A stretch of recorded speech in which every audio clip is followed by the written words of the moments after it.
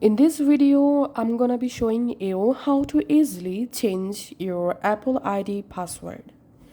All you have to need, unlock your iPhone and go to your settings, tap on your name and make sure you are using the Apple ID or Apple account you want to change password for.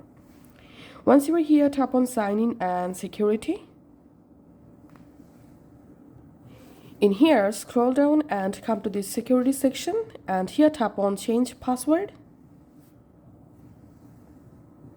And now you have to verify your iPhone passcode, which passcode you use to unlock your iPhone.